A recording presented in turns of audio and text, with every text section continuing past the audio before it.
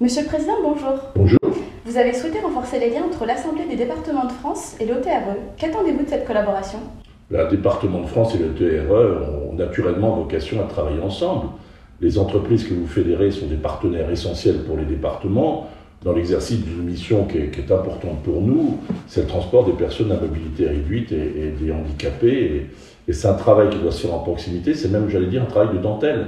Et donc, les entreprises de transport adapté nous aident à le mettre en œuvre.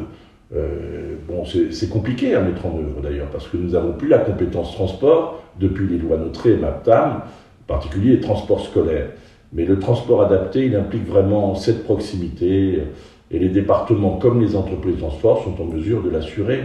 Nous avons donc naturellement un intérêt commun. Puis je voudrais insister aussi sur le professionnalisme. Transporter des personnes à mobilité réduite, des handicapés, il faut aussi s'adapter à cette situation, et je sais que combien les professionnels y travaillent. Et selon vous, quels sont les axes structurants qui méritent une réflexion commune? Écoutez, d'abord, à court terme, dans le contexte actuel, c'est de sensibiliser les pouvoirs publics sur les difficultés du secteur. Nous avons une augmentation des prix du carburant et des charges d'exploitation.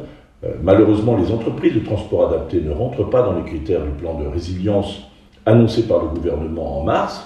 Donc, Département de France, bien sûr, s'associe à la demande des entreprises de transport pour leur permettre de bénéficier des mêmes aides que ceux des autres transporteurs et décidés par le gouvernement.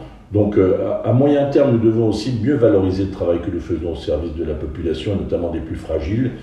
Je sais aussi qu'il y a des difficultés de recrutement dans le secteur, et donc nous avons aussi à travailler avec vous, comme pour l'ensemble des métiers du médical et du médico-social. Le secteur du transport scolaire et plus particulièrement du TPMR est fortement impacté par la hausse des carburants.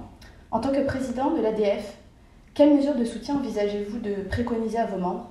On ne peut pas, vous l'imaginez bien, se substituer aux décisions du gouvernement, aux décisions de l'État face à un prix de l'énergie qui explose et qui va durablement être élevé. Évidemment, ça a un impact sur nos dispositifs, mais nous devons ensemble nous adapter à cette situation. Ce que j'ai proposé aux professionnels lorsque je les ai rencontrés, c'est précisément de prendre en compte les situations des entreprises les plus en difficulté, les plus fragiles, parce que personne n'aura intérêt à voir leur disparition. Et donc, on essaye au cas par cas d'assurer des engagements contractuels pour faire en sorte que nous continuions d'assumer cette mission de prise en compte des personnes à mobilité réduite. C'est l'engagement que j'ai pris à l'égard des professionnels. Merci beaucoup d'avoir répondu à mes questions. Merci à vous.